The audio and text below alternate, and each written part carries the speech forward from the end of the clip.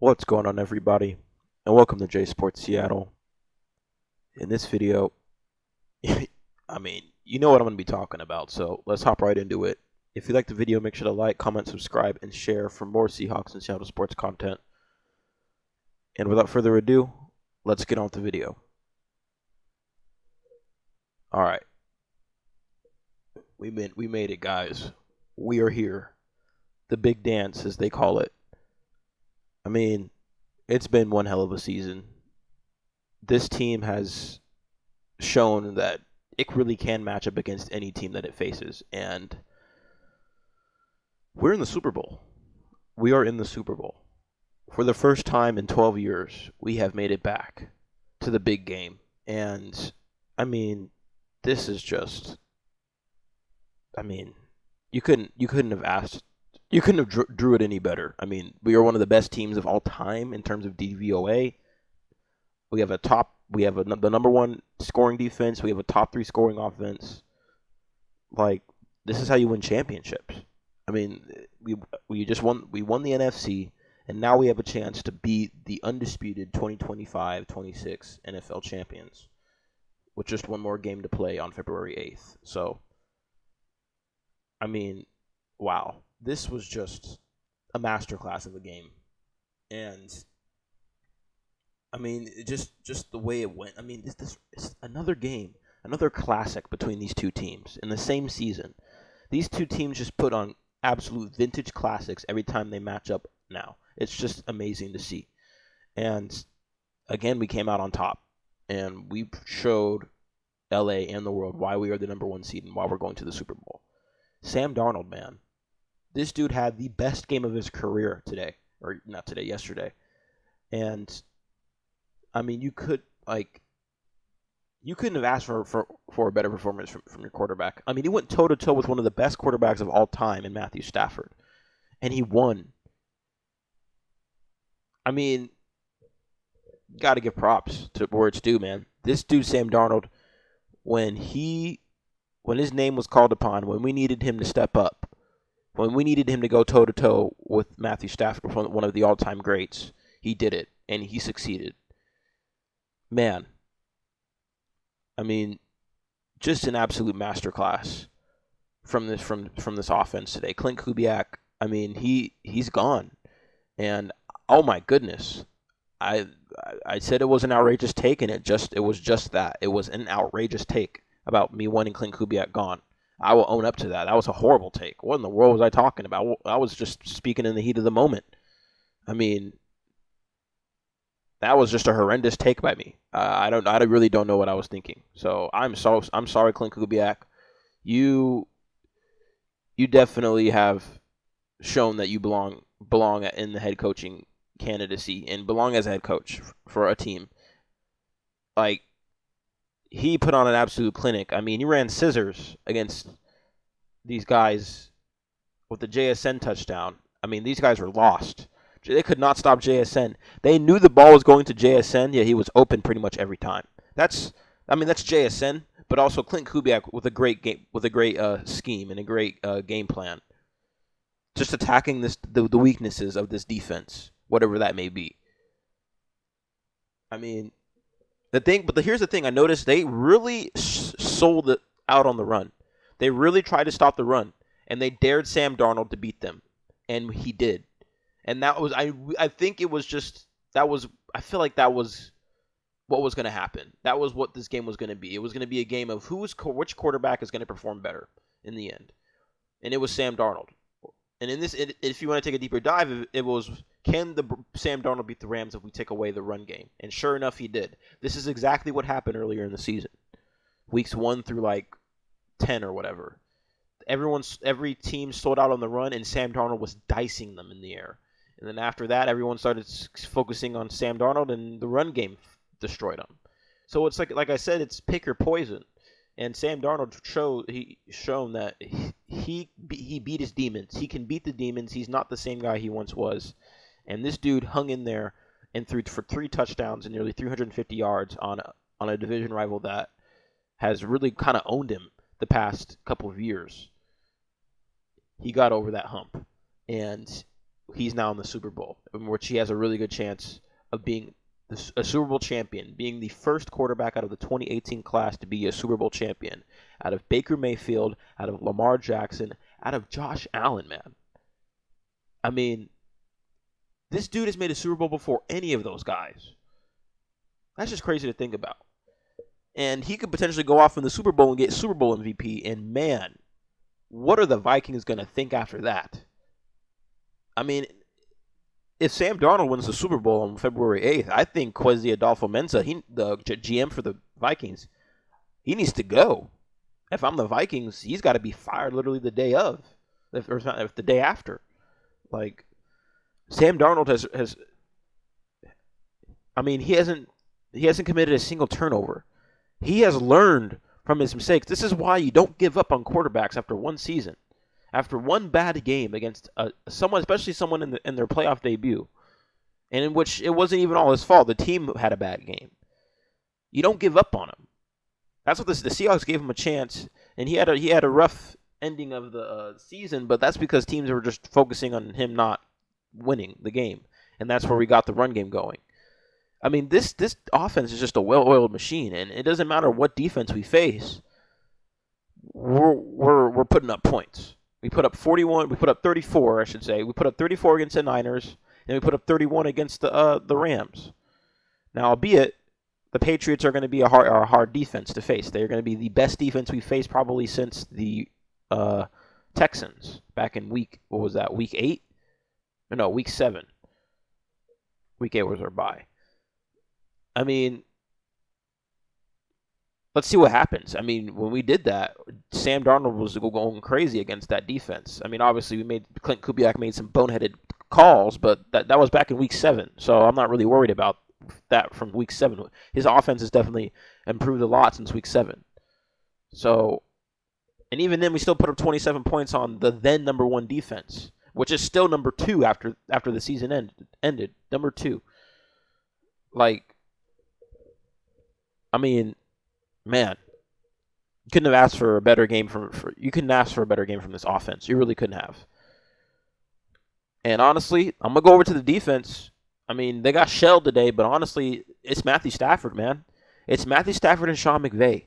He just does well against Mike's defense, and that's okay. Mike has a guy that he needs to. I mean, obviously we've won, but his defense just isn't a match for Matthew Stafford. I feel like it's just Matthew Stafford because Matthew Stafford, like I said, in a previous video, he's one of the last, if not the last great, outside of A-Rod, he's the last great pocket passer existing in the league from like that era of where he was forced to make plays on his own and not rely on athleticism, rely on his mind. Obviously, a lot of quarterbacks these days rely on his mind, but Matthew Stafford is just an elite at manipulating defenses with his mind and with his posture. Not a lot of quarterbacks can do that these days, the way that Matthew Stafford and these other older quarterbacks can do. I mean, just look at Phillip Rivers when he did what he did against the Niners. He put up 27 points against that team. I mean, these quarterbacks, they just know the game. And they know the game, and I mean, not to say that these new quarterbacks don't know the game. It's just they've seen it. They've been around longer than these newer guys, so they know. They're not you can't put out a defense out there they have not seen. So that's just my thing on Matthew Stafford. Even though Mike's defense is very, very complicated and very complex. I wouldn't say complicated, just very complex. There's still simplicities to it. Like he runs shell defense, he runs a lot of nickel. I mean, there's still simplicities to it that Matthew Stafford and with a guy like McVay as his head coach can attack. So this was more just a great offensive performance more than a bad defensive performance, in my opinion. Obviously, Tariq Woolen with a costly penalty that could have easily cost us this game. Up 20, we had a 4th and 12. We were about to get the ball back. Up 31-20, and then he goes and does that unsportsmanlike conduct penalty, that taunting penalty. That's just unacceptable. And he on Twitter, he owned up to it. X. I call it Twitter because it'll never be X for me. But on Twitter, he owned up to it, and he called himself out and basically took responsibility, which is good for him. But, man, he's got to be better. That could have easily cost us the trip to the Super Bowl, because you cannot give this Rams squad an inch. This is about which team was going to. It was about which team could play the cleanest amount of football, and we just barely squeaked it out. Obviously, the Rams had that muffed punt, which definitely gave us points in our favor. But that penalty right there that Roland had was that's just completely unacceptable. And honestly, I mean, I wouldn't be surprised if we don't re-sign him. Even if we do win the Super Bowl, I wouldn't be surprised if we let him walk in free agency and get a comp pick out of it, because I feel like he will get a bag because he has played decent. He's played very well this year, but I just wonder if Mike looks at that play and he's like, this dude put himself above everyone else. I mean, obviously he said in his before I say that, he said he probably looked at that and he probably thought he put himself above this whole team on that penalty right there. Obviously, in the press conference, in the post game presser, he said, "Hey, you can't put him down. You got to be up because we're still in this game. You got to move on to the next play," which is the correct viewpoint and the correct ideology to have, and how you should view the penalty. Just move on to the next play. But it just can't help but just see that it hinders the team. No matter objectively, it hinders the team, and I just feel like that's something DK would do, and we don't want people like DK. That's why we traded him. We didn't want Geno. We didn't want people that were not for the team. So I don't know, man. We could re-sign him, but we'll see what happens. He just I feel like sometimes Wolin is all about himself a lot of times over the team, and I feel like that's just been his demeanor. But we'll see what happens. I mean, maybe emotions were high. I mean, a trip to the NFC Championship or a trip to the Super Bowl's on the line. Maybe it was just the heat of the moment, just like I had my outrageous takes with Clint Kubiak. Maybe it was just the heat of the moment. So, but defensively, I mean, we got important stops when we should have. I mean, we started the game out with a 3-and-out. I mean, we got an important 4th down stop, 4th and 4. I mean, backs against our wall, against our own end zone, and we got an important 4th and 4 stop, both by Devin Witherspoon, by our Pro Bowler and second-team All-Pro corner. I mean, he sent us to the Super Bowl right there with those stops. And obviously, our entire secondary was getting cooked. Job was getting cooked. Witherspoon was getting cooked. Wolin got cooked, especially after he allowed that touchdown right after that penalty. But they hung in there when we needed them most, and that's what makes defenses like this elite. When you need them to step up the most, backs up against the wall, we got the stop we needed. And man, I mean, that's just Mike Macdonald right there. This team can literally match up against anyone. I mean, just great to see, man. We're back in the Super Bowl, and every time a new pope has been elected, the Seahawks have been to the Super Bowl. I mean, we're 3-0, 2005, 2013, and then 2025. Seems like it happens in every 8 to 12 year increments. So, I mean, hopefully we can win this Super Bowl, because if we can win this Super Bowl, sky's the limit. I mean, the sky's already the limit. We're the 4th youngest roster in the league. We have the most cap space in the league next year. I mean, we have John Schneider as our GM, who is just a master at drafting. I mean, this dude, he's going to get Executive of the Year one way or the other. I mean, he has to. Like I said, it's going to happen. He got PFWA Executive of the Year. He's going to get AP Executive of the Year, which is, the one that the NFL recognizes. That is what he's going to get. I already know he's going to get that. And, man, I mean, this was just an absolute masterclass. I mean, the Rams were scared to kick the Shaheed. They only kicked the Shaheed once because they were scared that he was going to take it to the house. You don't want to give him too many chances or for a good return. Even if he doesn't take it to the house, even a great return, and put our offense in a great position. Special teams, man, that is what really makes a difference. It can make a huge difference in the game, and I think the Patriots have a good special teams. I mean, it's Mike against Mike, man. I mean, the Patriots versus the Seahawks is going to be carbon copies against each other. I think the Seahawks have an edge. We have a better wide receiver. I feel like we have a better wide receiver core.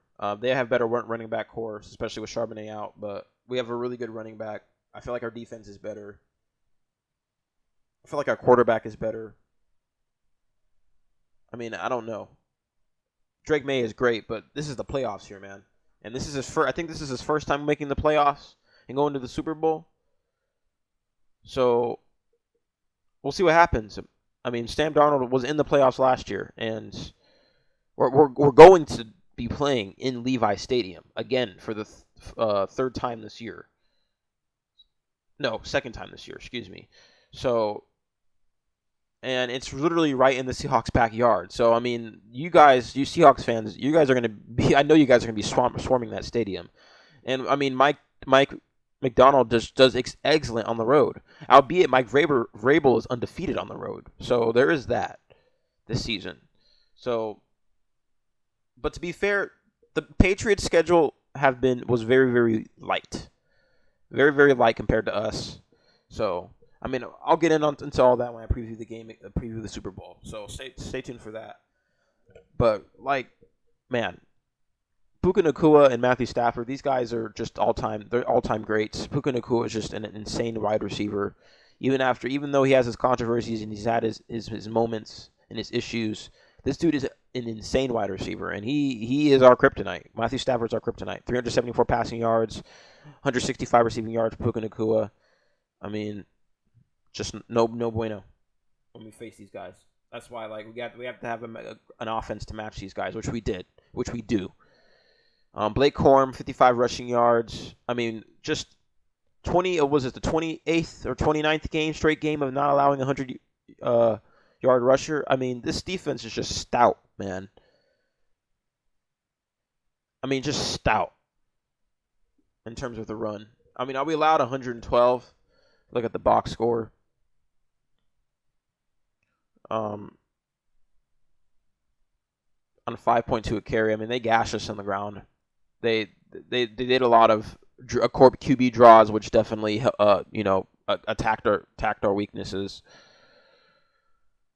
I mean, this offense just is a bad matchup for Mike's defense. I mean, it's just simple as that. I mean, Matthew Stafford had his way. I mean, we finally got to Stafford, though. We finally sacked him, which was great, but we still have not picked him off. I think we still have not picked him off under Mike McDonald. So, but it doesn't matter. It doesn't matter. We won the game. The defense got an important stop when it needed to in that fourth quarter. It does not matter. That is all thrown out the window because we are in the Super Bowl. We are in the Super Bowl and we are playing for a chance to hoist our second Lombardi and shut all the haters up. I mean, this is just great to see, man. I mean, what a championship team. We won the NFC. Let's win it all. So here we are. But yeah, I think that's all I have for this. I think that's all I have for this video. Like I said, I'll be making a preview for the Super Bowl when that happens. Won't be for a while though. So, but stay tuned for that. If you like the video, make sure to like, comment, subscribe, and share for more Seahawks and Seattle sports content. Thank you for stopping by. Have a good day. And go Hawks, go Mariners, and go Kraken.